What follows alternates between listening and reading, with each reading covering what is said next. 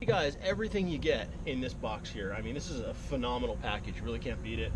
With the 10,500 pound winch, you're going to get the synthetic rope, the hook. It's a heavy duty hook. You're going to get the black aluminum fair lead to match this really sleek, clean look. All the hardware so you can mount it up to any surface that you might be bolting it onto, whether it be a bumper, universal winch plate, whatever. Ground cable, your positive cable is already in here. It's actually already connected. All the electronics sit inside of this box, and all of your terminals are going to be underneath this cover, which really makes it a lot more resilient when you put it underwater, in the mud, anything like that. It really protects all those electronics, which is typically what will ruin a winch over, maybe a year or two. Also get the wireless remote control, can't forget that, really handy, so you can sit inside of the vehicle and not have to run the wire over the hood, and then also the wired remote control in those situations where you just can't run the wireless remote for any reason. You're going to have your engage and disengage. This also has a free spool, so when you disengage it, all this rope is going to pull real freely, real easily. This right here is a rock guard. Those guys that are four-wheeling, they know the deal. Anytime you get hung up on a rock, a tree, you never know what's going to be in your way. So this literally just slides down the rope wherever you want it to, so you can block and guard the obstacle that your rope is hanging over. One thing about synthetic rope, it's great, it's strong, it's real lightweight, it floats, but it's also a little more delicate. So if you run this thing over a rock, it will rip or tear. First step in installing this winch on this bumper here, this hook does not go through the fair lead. So one thing you will have to do prior to your install, just to make things a little bit easier so you don't have to backtrack and do this, is pull all this rope off. So have a buddy with you. So one guy can hold on to this. We'll go ahead and hand this to Damien over here. He's going to go ahead and pull on this rope while it's in disengage. We're going to pull all this rope off of this spool. Takes a couple minutes, but not a big deal. Once you get to the very end, there's going to be a little thimble at the very end of this thing right here. And it's just a simple Allen key. You're going to pull that Allen key off. It's a little piece that attaches it to the side of the drum. Rope comes right off. Then you're ready to install this winch. At the factory, what they do is they're going to essentially run a knot on this thing. Now, this might look like a big mess to you, but it does serve a purpose. A lot of guys don't realize this, but you're never supposed to spool past the first wrap on the drum. What that does is create tension on the rope, against the rope, rather than creating tension against this little guy right here, which is literally the only thing that keeps it on the side of the drum. So take note of this. Guys, maybe even take a picture of this thing before you pull the rope off. That way you can kind of remember how exactly it went on. Just as a point of reference. On here.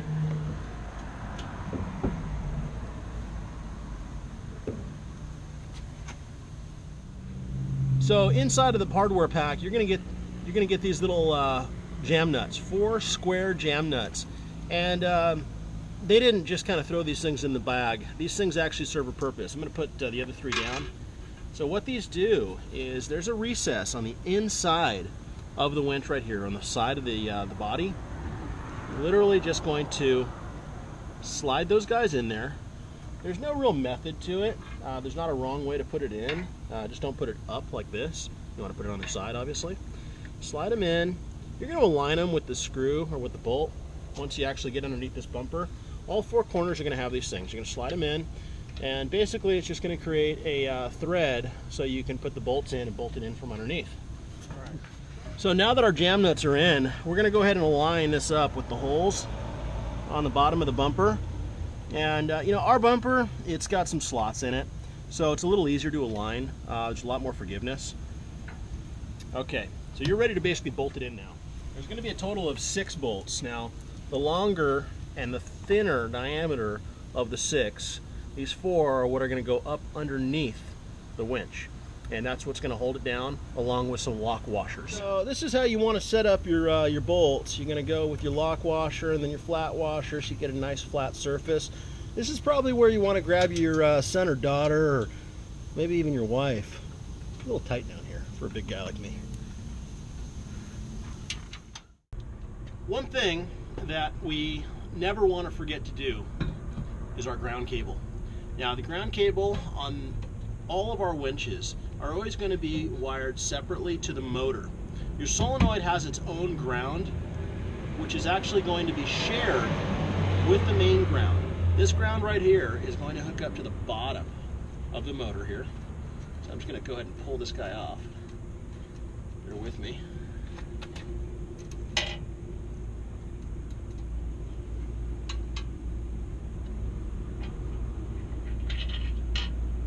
Okay, so you're going to remove a nut and a flat washer off of the bottom ground post.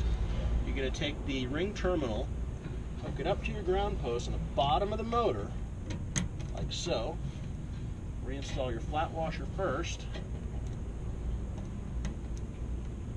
and then your nut. Just keep this hand tightened for right now. Last and final step, you're going to go through and tighten every last bit of this winch. So on our Jeep here, we're running this around the airbox here, around the inlet. You just want to make sure it's not going to rub raw on anything, any metal or abrasive parts. Get it tucked underneath everything so it's nice and tight and secure. And yeah, you know, just take your time. No reason to rush through the wiring, because it's going to come back and bite you eventually. Here, we're going to go ahead and connect our battery cables just so we can test out this winch. Just fire it on up. Notice we got a little bit of slack here. Again, this is just for testing purposes. We're going to clean all our wiring up here in just a second. Just wanted to test it out right now. Make sure the winch fires up. Hand tight one. So I'm just going to hand tighten it. Got this winch all bolted in, wired up, and she's ready to fire up. We're just going to go ahead and install the wired remote control first. Take note, there's a little node right here on this collar. It's going to match up with this little recess right here. You want to install that just like that. Don't ever force it. All right, we're going to run this winch in and out. Everything works well. Remember, folks, this thing also has a wireless remote control as well. So we're going to test this also. It can be plugged in. It doesn't matter at all.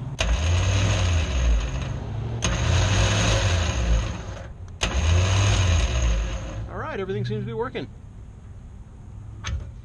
Basically, you run the rope under and over and tie the knot, as we referenced in the beginning of this video, and then reinstalling the Allen screw into the side of the drum so we can start spooling this rope back on. As you can see here, this is run through the Haas spare lead, and once this is all tied in, we're going to go ahead and run the rope back in. All right, folks, so we've got the rope attached to the drum here, and as you can see, it's kind of pushed over a little bit. What you want to do first, before you start spooling this onto the drum, is you want to shove it all the way over to the left and just pull it taut. You don't want to kill it, just pull it so there's a little bit of tension. Remember, guys, this is not your strength point here. This is not where you're going to be ever pulling from. I'll show you here. We're going to get a full wrap around this drum. Now we want to make sure that we have this nice and tight and clean all the way across this drum here. If you have any overlapping, it's going to make it really sloppy towards the top. And we're just getting this first wrap before we start the rig up. These winches draw some pretty serious power. So go ahead and get your first wrap around and then start to overlap it, and then go ahead and start the vehicle. That's when we're going to get the full run. Now I want you guys to notice here too, we have a little bit of red on here. Now what this signifies is that you basically are spooling the winch out too far. If you ever see this red line here on the rope, stop winching and readjust either your vehicle or whatever you're pulling. Because again, you don't want to go past this ever. You want to make sure there's enough tension on this drum. Okay, so we're going to go ahead and have Damien start this rig up. That way we don't kill his battery.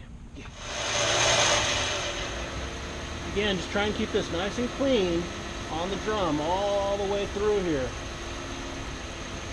It's not like you're using the winch every day, so you at least want it to look clean while it's installed.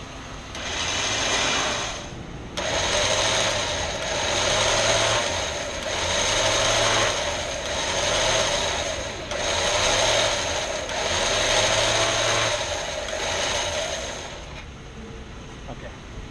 All right, so we're at the end of our rope here, and literally, you want to make sure that you run the rock guard in nice and clean so it's not overlapping, it doesn't chafe at the top or at the bottom. Remember, if it's high on the top, high on the bottom, that means it could rub on the bottom as well. So that's why it's very important that you try and stack this cable as evenly as possible, as we've tried to do here. As there's more tension, you can lean your entire body weight on this rope too to get it really nice and tight and compressed. Now this is brand new rope. This is going to bubble up. It's going to be a little higher than normal. As time goes on and you run this rope and you stretch it, you thin it out, this spool will go a little bit shorter. But as you can see, the nice one advantage with this winch right here is that you can run even more rope or steel cable if you needed to. It's always an option because you have plenty of room. So we're going to go ahead and attach this to our D-ring here on our Jeep JK modular front bumper and just run this in so there's a little bit of tension. You don't want to kill it. A little more. Perfect. As you can see, this isn't going to be flopping around in the wind at all. You know, Damien's not going to have to hear this thing rattling down the highway here in California on our bumpy roads. Almost thought I forgot about this step, huh? Last and final step. Always want to go back through, check your work. Make sure all of your nuts and your bolts are nice and tight. And make sure your winch is tight, more importantly. A good, solid connection to your battery cables can make or break your winch. If you got a loose ground, it's never going to work right.